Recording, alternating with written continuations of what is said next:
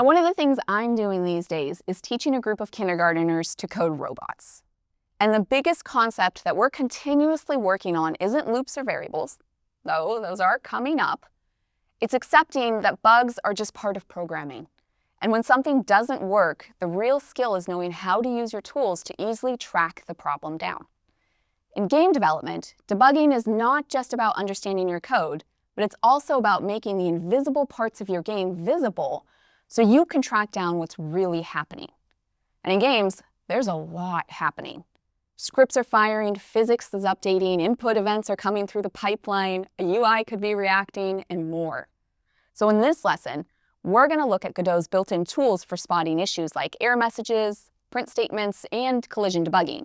Then we're going to move into Visual Studio Code's debugger to look at how you can use things like conditional breakpoints and more to inspect what's really happening. To start, let's look at how you can view inspector values while the game is running. So if we enable this game, you can see now there are two tabs, remote and local. Local is basically what you just saw in edit mode. Remote, on the other hand, is actually what's new. It's representing the live scene tree, the actual nodes that exist right now while the game is running. So if you instantiated a new node, you wouldn't see that in local, but you would see that in remote. To view inspector values as they're changing, you can click on a node. And then on the right-hand side, if we scroll down to position, which is what's going to change, and we move the character around, you can see the X and the Z values updating. Now that's one handy tool, but another one is being able to print messages to the output and the debugger windows. So let's do that now. To do that, we're going to add a node 3D, and we'll call this debugger, and then add a new debugger script. Make sure it's set to language C#. I'm going to set this to my scripting folder and create it. So I'm going to add in a new method. And there are three ways in Godot to print messages. The first is print, which is just informational, so it'll show up in the output. The second is pushing a warning, which will show up as yellow and in the debugger. And push error is going to show up in red and also in the debugger.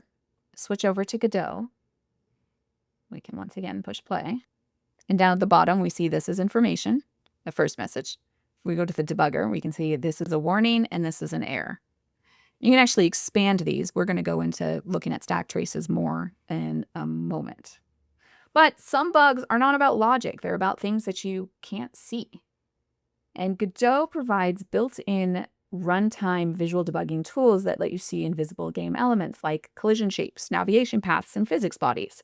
These aids help you understand what's happening beyond what you can normally see, which honestly happens quite often.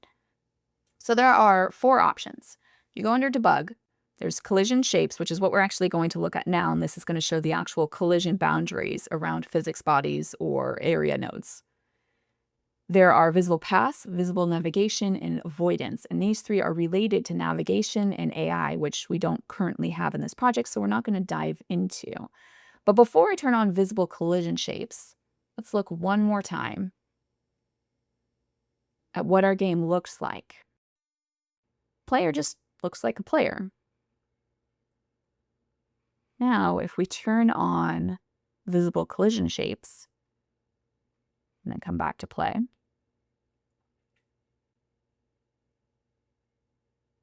you can see there's a blue boundary box. This is actually tied, if we go back to our 3D scene, actually our player specifically, and we look at the collision shape 3D, that's what you're viewing just now when the game is running live.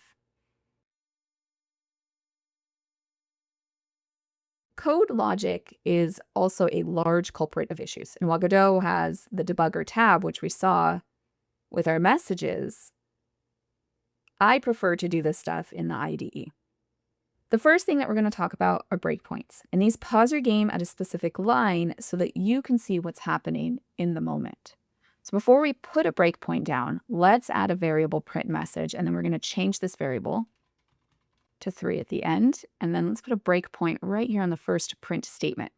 And we can run our game directly from Visual Studio Code by going to the Run and Debug tab and pushing the play button. Okay, so we can see the breakpoint got hit. And before we explore that, there's also a series of controls that got displayed here at the top. First two are pretty obvious: stop and restart. These four are what's, in my opinion, are more interesting. So the first one is continue, which you can use F5 to do. And this will run the game until the next breakpoint gets hit or the game finishes executing for some reason. Step over executes the current line without stepping into any of the functions it calls. And you can use F10 for this. Step into, which can also be used with F11, executes the current line and then moves inside any function or method that's being called. And then Shift F11 is step out. This finishes running the current function and then returns to the line that called it. So if you take a look on the left side of the screen, there are three sections. Variables shows everything that is currently in scope. So for example, we can see print message, which equals 1 right now in that variables tab. The watch lets you monitor for expressions. So for example, let's do print message equals 3. So we're checking to see if that's 3. Right now it's not. But if we use F10, we can move down. Now we're on that line right after, we can see that turn to true. And then the call stack might be one of my favorite sections. This shows the chain of functions that led to the current line of code being executed. So this lets you trace how you got to this point, and a lot of times the issue is actually further down the stack. Now, at the bottom here is the debug console. And this is where you can run code live. So for example, we could do print message. Oh, I don't have count. Print message. And we'll say 3. We can say print message is equal to 1. False. 3. True. I use this all the time. All right. Now this is great for the basics, but conditional breakpoints are something that I find a lot of people don't know about, and they're insanely powerful and incredibly handy when you are writing game logic. So let's go ahead and hit stop. We'll clear this breakpoint out.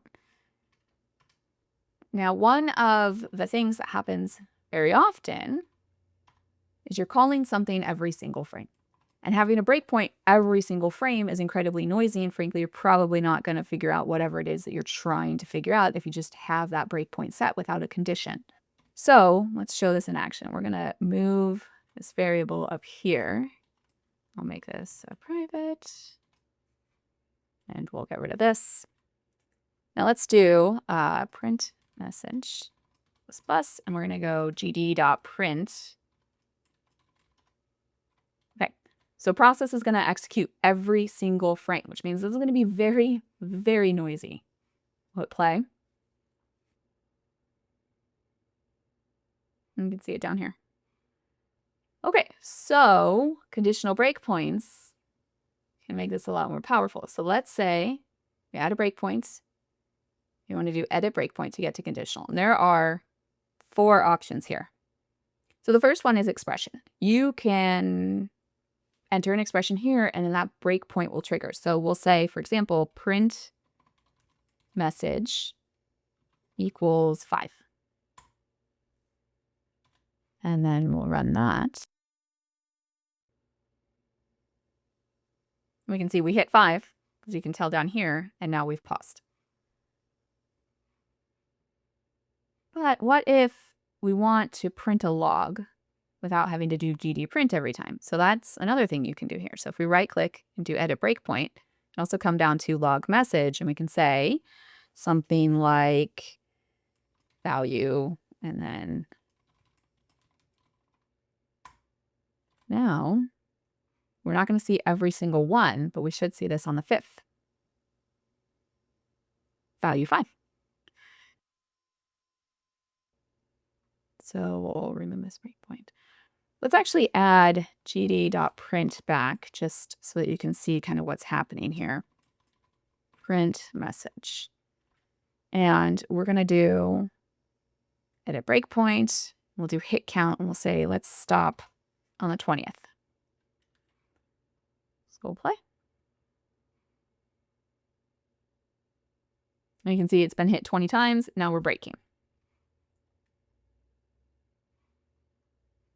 Okay, so let's do the last one, which is wait for breakpoint. And to do that, we're going to remove this and we're going to refactor just a little bit here.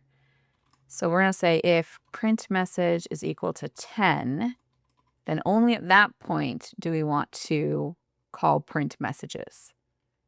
Now we'll put a breakpoint on print messages, just a normal one. And then we're going to put a conditional breakpoint that only triggers after another breakpoint has happened. And we'll pick scripting line 22, which we can see is this one, and hit OK. So basically, once we hit print message of 10, then this will hit.